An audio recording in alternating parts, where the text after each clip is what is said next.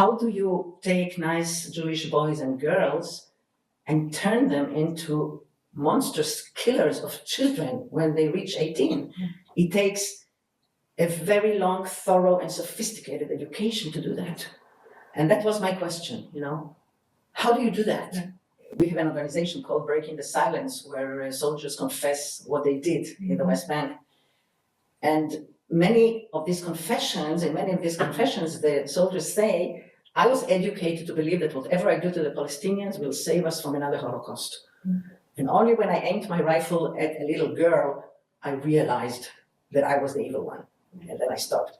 So this education is so entrenched, and the dehumanization of Palestinians especially is so strong that it's very hard for people, especially young people, to get rid of that and to see these people as human beings at all ages.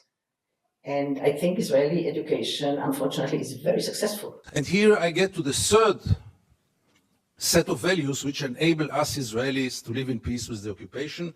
And this is maybe the most crucial one and the worst one. We say victimization, we say it's chosen people. When I say victimization, it goes without saying we have to mention the Holocaust and the unforgettable Mrs. Golda Meir that the American jury had exported to Israel. She said once, this unforgettable woman, that after the Holocaust, the Jews have the right to do whatever they want. But the third set of values is the most dangerous one, and this is the systematic dehumanization of the Palestinians, which enable us Israelis to live in peace with everything. Because if they are not human beings like us, then there is not really a question of human rights. And if you scratch under the skin of almost every Israeli, you will find it there. Almost no one will treat the Palestinians as equal human beings like us. I once wrote that we treat the Palestinians like animals, and I got so many protest letters from animal rights organizations, rightly so.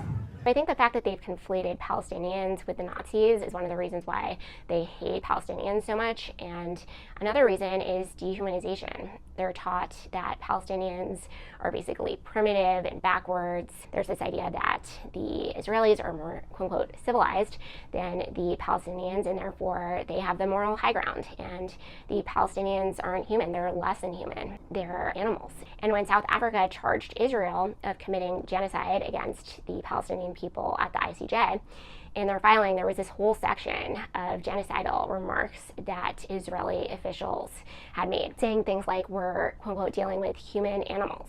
אנחנו מטילים מצור מוחלט על העיר עזה. אין חשמל, אין מזון, אין מים, אין דלק.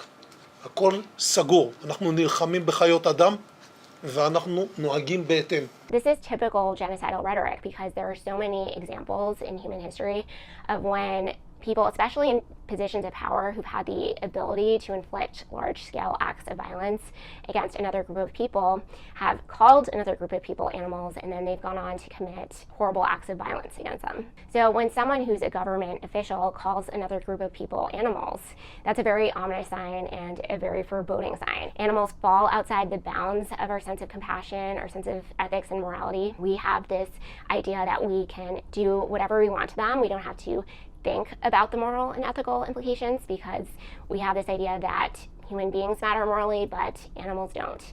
Human beings matter morally, but fuck the animals. And that's why dehumanization is very destructive. But we also have to understand where dehumanization stems from.